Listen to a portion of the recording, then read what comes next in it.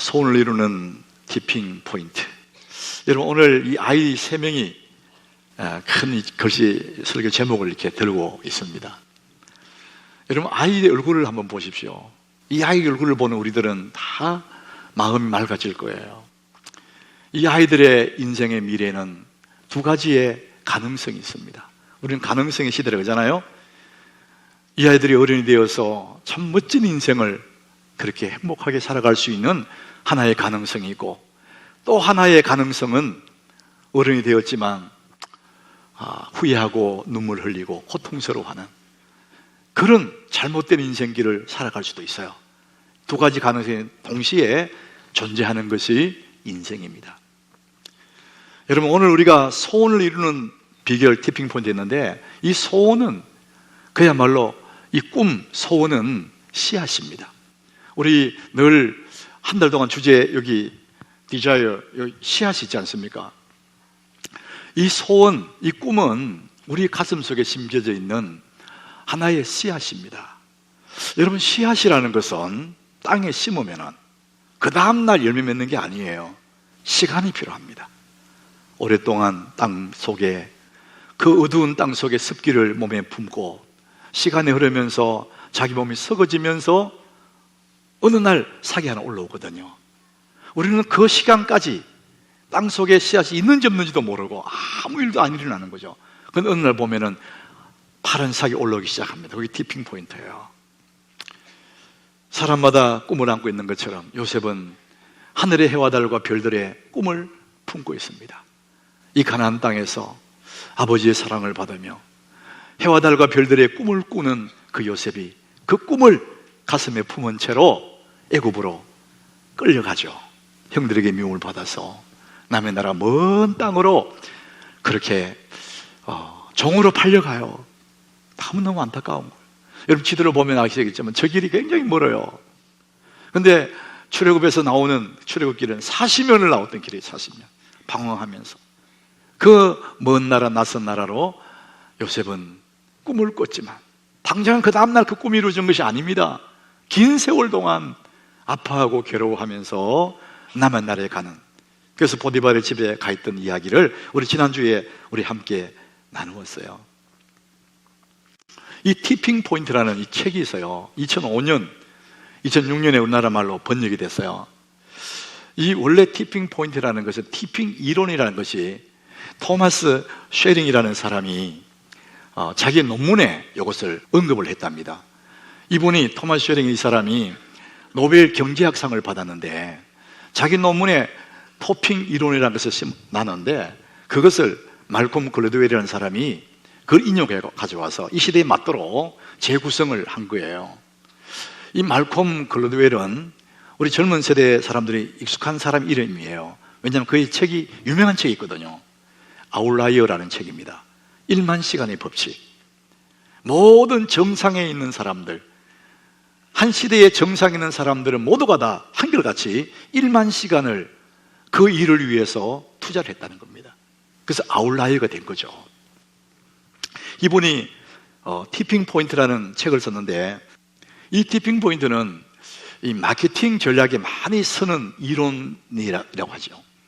그런데 저는 마케팅 전략뿐만 아니라 이 티핑 포인트라는 이 내용 자체가 모든 인생에게 적용되는, 누구에게도 예외 없는 그 이론이 바로 이 티핑 포인트 같아요.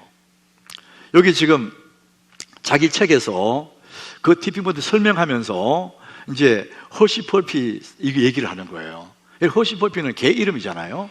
근데 이 허쉬-펄피, 이게 요 마크 그대로 써가지고 어떤 회사의 로고입니다. 이게 그게 허쉬-펄피 구두 회사, 구두 만드는, 신발 만드는 회사가 허쉬-펄피예요. 제가 신고 있는 이 신발이요, 제가 보니까 허쉬-펄피더라고요. 근데 이 허쉬-펄피 신발 회사가 처음에 이 신발을 만들었을 때 사람들이 그들도 보지도 않았대요. 그냥 뭐 허접한 그런 신발로 생각을 했답니다. 자, 그런데 뉴욕의 이스트 빌리지라는 작은 마을에 히피족 청소년 몇 놈이 끌렁끌렁한 신발을 끌고 다닌 거예요, 그 신발을. 근데 몇 달이 지나자마자 전국으로 퍼져나간 거예요. 그래서 그때부터 3만 켤레 팔리다가 그 다음에 43만 켤레 팔리다가 130만 켤레 팔렸다는 거예요. 어느 시점까지는 아무 소식이 없었는데 사람들도 잘 몰랐는데 어느 시점에서 확 팔리더라는 거예요. 이게 티핑 포인트라는 거예요. 이 그림을 그리면 딱 이렇습니다. 언덕 위로 바위를 밀어 올리는 거, 침을 밀어 올리는 거 너무 힘들잖아요. 우리 뭐 상식으로 아는 거죠. 성과도 없고 아무리 밀어 올려도 힘만 들어요. 내가 생각한 만큼 확 올라가지 않아요. 그런데 어느 지점까지 딱 올라가면, 이 지점까지 딱 올라가면 이때부터 그냥 확 내려간다는 거예요. 쉽게. 굉장한 결과도 있고, 이게 티핑 포인트라는 거예요. 이것을 좀 더 평면으로 그리면 이겁니다. 이게 티핑 포인트 설명하는 이 그림이거든요. 처음에는 표시가 안 나요. 막 노력했는데 애를 썼는데 아무 효과가 없는 것 같아요. 그 사람들이 여기서 많이 주저하거든요. 야, 왜 이러지? 왜 이러지? 그만둘까? 좀만 더 해보고, 좀만 더 해보고. 그래서 아무래도 표가 안 나요. 좀 더 해보자. 표가 안 나는 거예요. 여기서 사람들이 많이 그만두는 거예요. 근데 참고 가다 보면 어느 날 요 시점에 오는 거예요. 여기 티핑 포인트예요. 이때부터 갑자기 확 올라가는 거예요.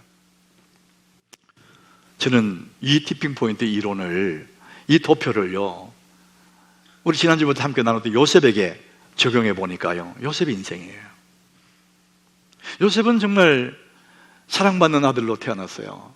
채색 옷을 지어 입고 정말 꿈 많은 사람으로 살아요. 그리고 그 꿈을 형들에게도 얘기하기도 하고, 그렇다고 해서 그 다음 날부터 그 꿈이 이루어진 게 아니에요. 수많은 어려움들이 기다리고 있습니다. 형들에게 팔려가요. 웅덩이에 던져지고 남은 날에 팔아버려요. 감옥에 들어갑니다. 종살이 합니다. 아니, 꿈을 꾸는데 그 다음날 뭐 된 게 없어요. 점점 더 나빠져요. 아무리 생각해도 그만두고 싶어요. 점점 나빠지는 쪽으로 간단 말이에요. 자, 이럴 때 사람들은 생각하는 거예요. 돌아가 버릴까? 그만둬 버릴까? 포기해 버릴까? 감옥에서 도망을 간다든지, 아이고 뭐 내 종 주제에, 주인의 아내의 유혹에 그냥 되는 대로 살아버릴까?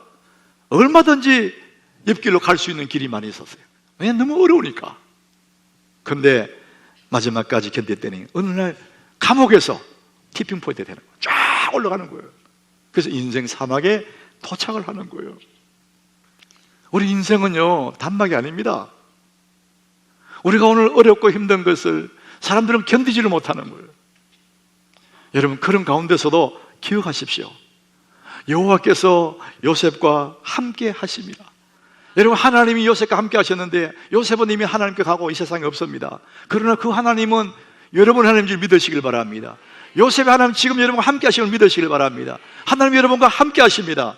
그러면은 여호와께서 요셉과 함께 하시기 때문에 그는 범사에 형통한 겁니다. 이게 너무나 중요한 거예요. 겉으로 볼 때는 팔려가고, 겉으로 볼 때는 종이고, 겉으로 볼 때는 감옥의 죄수에 불과하지만은 그 배후에, 요셉의 그 이면에는 하나님이 요셉과 함께 하셨다는 거예요. 그게 너무나 중요한 것입니다. 여러분, 오늘 읽은 본문 말씀의 핵심이 23절이에요.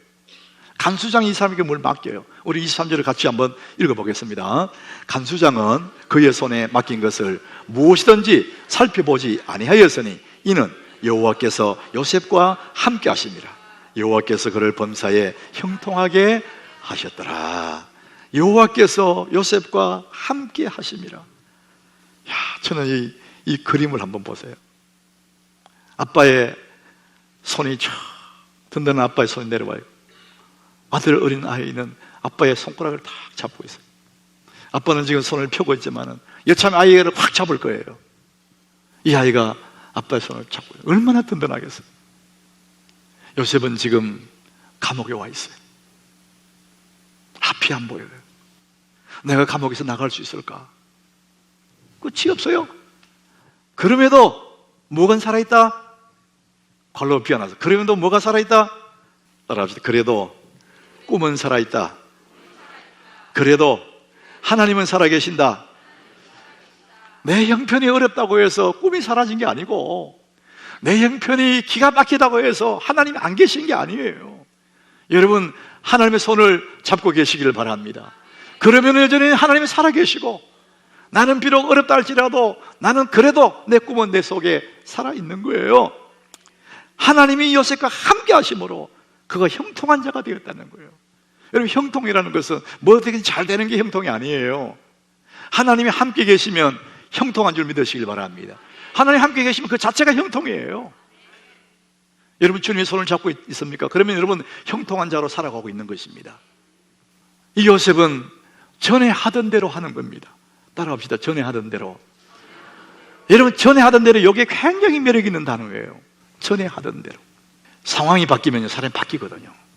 행동도 바뀌고 말도 바뀌고. 근데 요셉은 안 바뀌어요. 전에 하던 대로 하는 거예요. 이게 다니엘 6장 10절에 다니엘이 했던 겁니다. 다니엘은 평소에도 하나님을 경외한 사람이었어요. 평소에도 늘 예루살렘 고국을 그리워하면서 성전을 향해서 하루에 3번씩 기도한 거예요. 근데 어느 날부터 이상한 법을 하나 만든 거예요. 지금부터 자기 신에게 기도하는 사람들 사자굴 속에 집어넣는다, 이러는 거예요. 근데 사자굴 속에 집어넣는다는 법이 발령됐기 때문에 하나님께 기도하면 사자굴 속에 들어가야 돼요.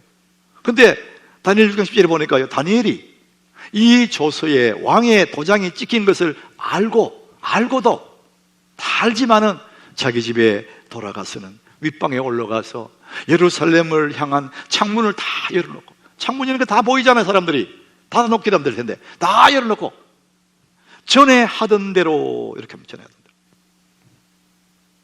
이전에도 그렇게 했다는 거예요. 이게 전에 하던 대로 똑같이 하루 3번씩 무릎 꿇고 기도하고 하나님께 감사하는 거예요. 그 창문 다 옛날에도 그래 했으니까 그 사람들이 볼 때 다 보이거든요. 바로 고발해가 사자굴에 집어넣어버리죠. 근데 전에 하던 대로. 요셉은 지금 옥에 와 있고 너무나 억울했지만, 거기서 다 포기하고 싶지만 전에 하던 대로 여전히 하나님 손 붙잡고 있고, 여전히 성실하고 여전히 정직하게 자기 일을 다 하는 거예요. 그럴 때 하나님의 티핑 포인트, 하나님의 때를 맞이할 수가 있는 거거든요. 첫 번째는 환경입니다. 환경. 두 번째는 너, 이 세 개가 만나지는 거예요. 요셉이 지금 현실이 뭡니까? 감옥이라는 환경에 들어갔어요. 거기에 죄수들이 있습니다. 거기 자기가 있습니다. 자, 이런 상황에서 사람들은 맨 먼저 뭐 하고 싶나 하면은요, 환경을 바꾸고 싶어요. 요셉 같은 경우에는 옥에서 탈출하고 싶어하죠. 옥에서 나오고 싶어요. 환경을 바꾸고 싶어요. 사업하던 사람 사업이 어려워지면 어떻게든 사업을 살려보려고 애를 쓰거든요. 당연하죠. 근데 여러분, 환경을 바꾸는 건 참 어렵습니다. 여러분이 복잡한 도시에, 서울에 운전해 가다가 시간은 급하고 차는 쫙 막히고, 아무리 내가 애를 쓰고 발을 동동 굴러도 막혀있는 그 교통을 어떻게 할 수가 없어요. 이게 주어진 환경은요, 우리가 바꾸는 게 쉽지 않습니다. 근데 사람들은 이 어려운 환경 만나면 환경을 바꾸려고 그러거든요. 그 이재철 목사님이라고 백주년 기념교회 목회하시다가 이제 저 합천으로 가셨대요. 근데 이분이 사업을 하다가 늦게 목사가 된 겁니다. 근데 자기의 그 이야기를 자신의 쓴 그 요한복음 강의에 자기 얘기를 썼더라고요. 이분이 사업을 하다가 사업이 어려워진 거예요. 사업하면 어려울 때가 있잖아요. 자, 그럴 때 이 사람이 고민하다가 그 당시에 1억짜리 복권을 하나 샀다는 거예요. 당첨되면 1억이 되는 거예요. 요즘은 뭐 훨씬 더 높은 복권이 있겠지만 그 당시 1억이 굉장히 컸답니다. 그래서 복권을 딱 사놓고 그 다음날부터 새벽 기도에 가기 시작했답니다. 그래서 이분이 평소에 새벽 기도 안 하던 분이 복권을 사놓고 새벽에 나가 하나님 앞에 오로지 기도 제목, 주님, 이 복권이 1억에 당첨되게 해주시옵소서. 이게 기도 제목이에요. 그 하나님 앞에 이제 거래를 하는 거예요. 하나님, 이거 1억에 당첨되면 11조로 1,000만 원을 드리겠습니다. 그리고 내가 진짜 크리스찬으로 살겠습니다. 하나님 앞에 진심으로 기도하고 결심을 했대요. 그리고 일주일 동안 새벽 기도를 하고, 그 다음에 주일날, 그날 저녁에 이제 복권 주시면 하는데, 주일 아침에 다른 날보다 일찍 일어나서 온매물을 가다듬고 예배를 잘 드리려고 평소에는 합본도 하고 예배드릴 딴 생각도 하고 막 책 뒤지다가 뭐 이러는데 그날은 복권 때문에 예배를 잘 드려야 돼. 진지하게 할렐루야 아멘 하고 막 아멘 은혜가 되더래요. 그러니까 여러분 예배 진지하면 은혜가 되거든요. 그러고 나니까 예배당을 딱 나서는데 오늘 저녁에 1억은 내 거다. 그럼 자기 확신이 확 오더래요. 저녁에 텔레비를 틀어서요. 복권 추첨합니다. 준비하시고 서세요. 여러분 그래 하잖아요. 아마 복권 들고 있는 사람들이 준비하시고 가슴이 서세요. 이럴 거예요. 근데 결과적으로요 이분이 500원짜리도 안 됐대요. 500원짜리 제일 꼴찌가 500원이거든요 그것도 안 됐다는 거예요. 너무 실망을 했죠. 그래서 나중에 사업을 정리하고 이분이 신학교 가서 목사가 됐거든요. 신학교 가보니까 자기보다 더한 사람이 거기 왔더래. 자기는 복권 사 새벽기도 갔는데 이 사람은 복권 사놓고 저 기도원에 가서 금식기도 하더라는. 금식기도. 직장인인데 직장 안 가고 직장 가기 싫어가 직장 가고 복권 사놓고 금식기도 기도원에서 금식하고 하나님 이렇게 되게 해주십시오. 근데 안 되면은 그 다음 월요일 날 출근한대요. 출근하고 복권 하나 사고 화요일 날 기도원에 또 금식 한다는 겁니다. 결국 이분도 500원짜리도 안 됐다는 거예요. 그래서 신학교 왔더라는 거예요. 그러니까 대단한 사람들이 신학교 온 거야. 에? 여러분 저는 복권 사고 신학교 간 거 아니에요. 우리가 어려움을 만나면은요 그 어려움을 극복하려고 상황을 바꾸려고 애를 쓰지만은 이런 상황이 바뀌는 것이 쉽지 않습니다. 우리가 또 하나 내 삶의 여정에서 만나지는 환경을 만나지만 또 하나는 너를 만납니다. 저 사람 때문에 내 인생이 안 돼. 직장에 가면 상사가 있어요. 너무 힘들게 하는 상사가 있어요. 그 사장님이 너무 마음에 안 들어. 근데 우리는 그 사람을 바꾸려고 애를 쓰잖아요. 상사 욕하고 사장님 뒤에서 막 욕하고. 여러분 바꾸실 것 같아요? 여러분 그거 상사가 대들고 그 사람 바꾸겠다고 사장님한테 대들었다가는 여러분 집에 가라 그래요. 집에 돌아와야 돼. 사람 바꾸는 거 안 쉬워요. 여러분 사랑해서 만나는 아내, 남편들 바뀌어집니까? 우리 모든 사람이 싸우는 내용이 그거예요. 내 생각 가지고 내 옳은 생각 저 사람 바꾸려고 그러거든요. 저 사람 자기 생각 나 바꾸려고 그러거든요. 20년, 30년을 그래도 안 바뀌어요. 그대로요, 그대로. 결국은 우리가 할 수 있는 일, 내가 할 수 있는 일이 뭐냐? 나를 바꾸는 거예요. 환경도 못 바꾸고 사람도 못 바꾸지만은 내 바꾸는 것은 나를 바꾸면 내가 할 수 있거든요. 여러분 내가 바뀌면은 다 바뀝니다. 여러분 내 한 사람 바뀌면 다 바뀌는 거예요. 나 이제 주님의 새 생명 얻은 몸, 옛 것은 지나고 새 것이 되었다. 밖에 나가면 산천도 초목도 새 것이 된 거예요. 여러분 내 바뀌면 모든 것이 다 바뀌는 겁니다. 여러분들 괜히 에너지를 인생의 중요한 시간들을 세상 바꾸겠다고 돌 던지고 머리띠 매고 사람 바꾸겠다고 악을 쓰고 그럴 필요가 없습니다. 여러분 일생을 해도 안 바뀝니다. 요셉은 감옥에서 환경 바꾸려고 감옥에서 나오려고 애쓴 거 없어요. 간수장을 막 욕하고 막 사람들 주변에 막 바꾸려고 애쓴 거 없었어요. 여전히 그는 하나님 손 붙잡고 이전에 하던 대로 전에 하던 대로 신실하고 성실하고 주님 앞에 이렇게 믿음으로 산 거예요. 그랬더니 하나님의 때가 오는 것이죠. 여러분 이 그림을 여러분들이 본 적이 있을 거예요. 한 남자가 몸이 너무너무 약했어요. 근데 자기 집 앞에 큰 바위가 자기 출입하는데 방해될 만큼 앞에 바위가 하나 막고 있어요. 그래서 늘 바위를 피해 다니면서 돌아다녀야 돼요. 이 병이 약한 이 사람이 하나님 내가 너무 몸이 약해요. 이 바위를 좀 옮겨주세요. 바위를 치워주세요. 그렇게 됐더니 하나님이 그래 아들아 너 오늘부터 저 바위를 힘껏 밀어라. 하나님 그렇게 말씀하셨어요. 그래서 이 사람 하나님 말씀대로 그날부터 바위를 힘껏 밀기 시작했습니다. 하루를 밀고 일주일을 밀고 3개월을 밀었어요. 그리고는 바위를 이렇게 보니까 조금도 움직이지 않았어요. 너무나 속이 상했어요. 마음이 슬펐어요. 하나님 밀으라 그러는데 왜 안 움직였을까? 하나님께 투정해서, 하나님, 왜 저 바위가 3개월을 밀었는데, 하나님 밀으라 해서 밀었는데 왜 조금도 움직이지 않았습니까? 하나님께 그렇게 투정을 했더니 하나님이 그러시더래요. 아이야, 내가 언제 너를 바위를 옮기라 그랬니? 바위를 밀으라 그랬지 않냐? 너 방에 가서 거울 앞에 한번 서봐.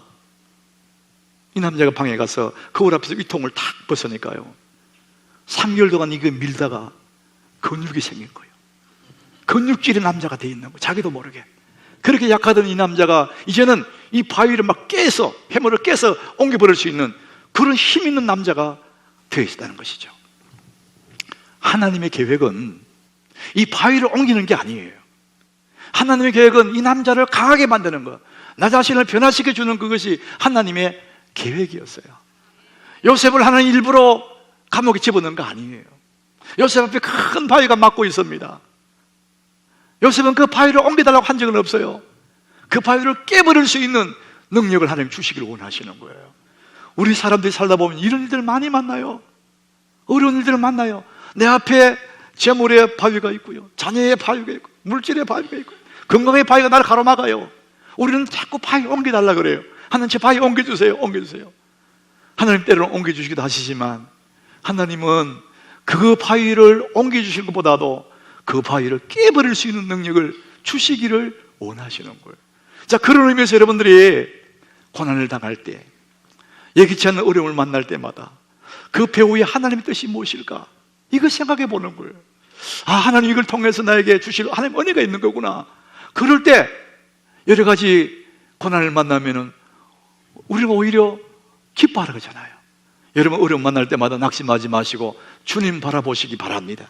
하나님의 계획은 나 자신을 변화시키는 것입니다. 자, 그래서 갈라디아서 6장 9절 이런 말씀입니다. 같이 읽어봅니다. 우리가 선을 행하되 낙심하지 말지니 우리가 포기하지 아니하면 때가 이름에 거두리라.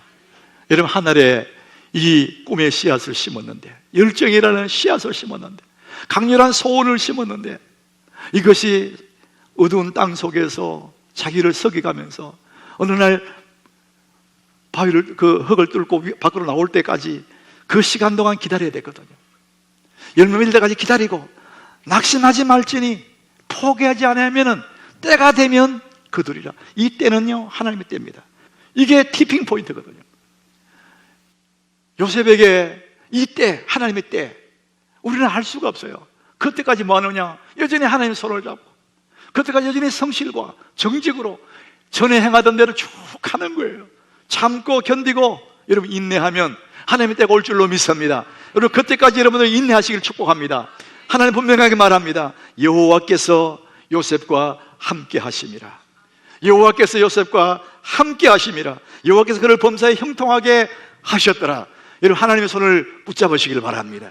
어떠한 상황이 와도, 어떠한 바위가 나를 가로막는다 할지라도 낙심하거나 절망하지 말고 여전히 하나님의 손을 잡고 전에 행하던 대로 하나님의 때를 기다리면 여러분 인생의 티핑 포인트, 하나님의 때가 올 줄로 믿습니다. 하나님의 시간, 하나님의 거룩한 그 시간이 오는 것입니다. 감옥 한가운데서 요셉은 티핑 포인트로 올라갑니다.